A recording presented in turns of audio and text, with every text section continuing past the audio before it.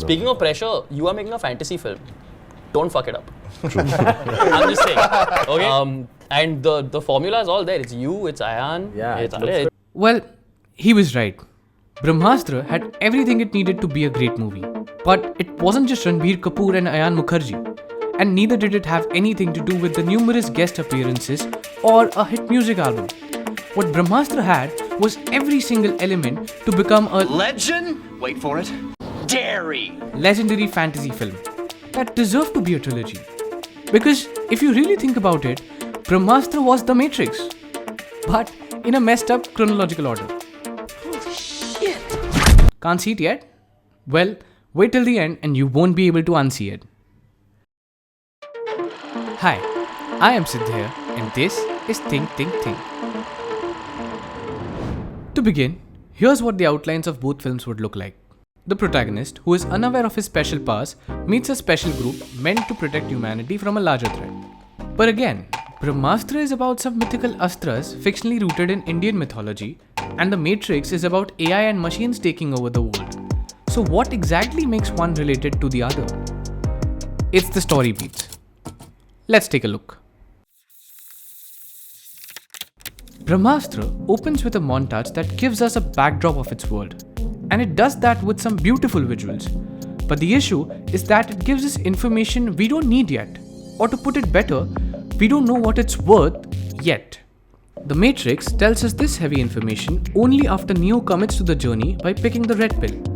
Until this point, Neo and we as the audience have a lot of questions about what's happening in Neo's life and why is he in danger. So when Morpheus gives this information as answers to all our and Neo's questions, it keeps us actively involved in the plot. The montage is followed by an action sequence, which is how The Matrix opens visually. The action sequence in Matrix is about 4 minutes long and invests us in a primary character, while for Brahmastra it's 10 minutes, despite the fact that it had a guest character that does not have any crucial contribution to the plot. Because I'm sure, had it not been him, the makers wouldn't have had such a long sequence for Zor and Raftar, or even for Junoon. Both Neo and Shiva meet their respective love interests along the same time, and in similar settings. But here's the key difference. While The Matrix only establishes a subtle tension between the two, and quickly moves back to the threat in question, Brahmastra takes its own sweet time and indulges in the blooming romance of Shiva and Isha. You can say it is a creative choice, but the problem is that it creates an impression that the threat in question isn't that dangerous after all. But even that's not the biggest issue. This piece of the puzzle is where I believe Brahmastra really messed up. The mentor is one of the most crucial characters, especially in movies where one must learn to use their special powers. And no matter which movie you might pick, you will find that the protagonist must meet his mentor in the beginning of the second act.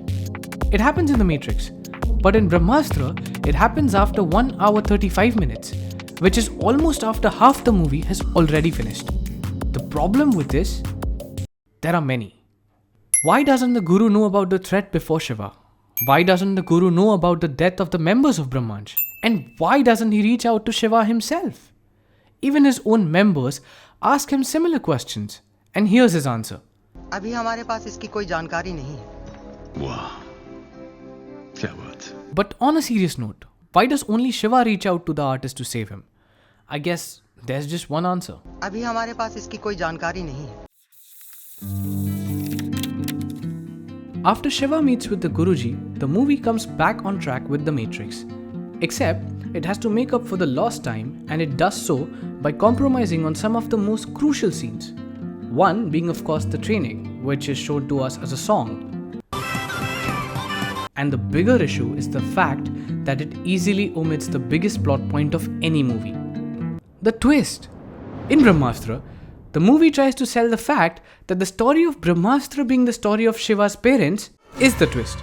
Or perhaps later, when we find out that Shiva is the son of Dev, who is not actually dead, is the twist. But it seems very feeble because it was never set up in the first place.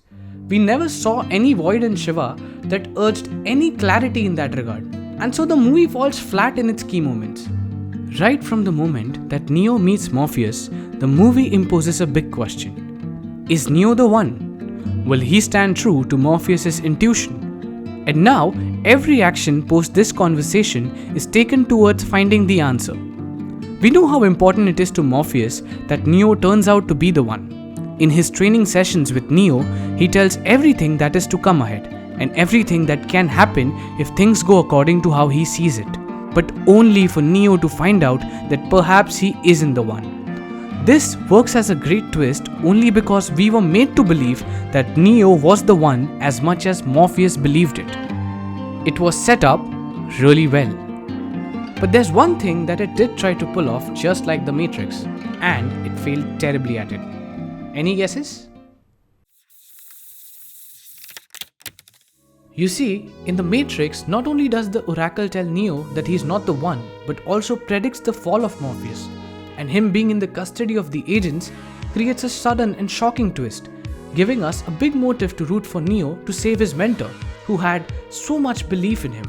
Similarly, for Shiva, it was Isha who had the biggest belief in him, and who he was most attached to. So, if instead of just sending her away in an helicopter because अभी हमारे पास इसकी कोई जानकारी नहीं है. what if she was actually abducted by Junoon to get the third part of the Brahmastra? Wouldn't that have been a bigger and more pressing motive for Shiva to fight Junoon instead of seeking his parents' story? And the fact that they close it with हाँ, मेरे माँ बाप की कहानी में अब भी अंधेरा है. makes me wonder why would they open a door that didn't even know how to close? Brahmastra's biggest criticism of overindulging in the love angle could have been its biggest boon. Had Isha been abducted by Junoon, Shiva's willingness to sacrifice himself to bring Brahmastra in control would have felt more earned than being stuck upon us as a last-minute resolve. Also, if that were the case, then Isha being Shiva's button could have been more of a metaphor than a literal dialogue. ईशा button है मेरा. जब तुम्हें पता था तो तुमने बताया क्यों नहीं? And the film's theory of प्यार से बड़ा कोई ब्रह्मास्त्र नहीं है. would actually make sense. Just how it made sense when Neo is confirmed to be the one only when Trinity confesses her love for him and literally brings him back from the dead, right? Maybe that's just something to think.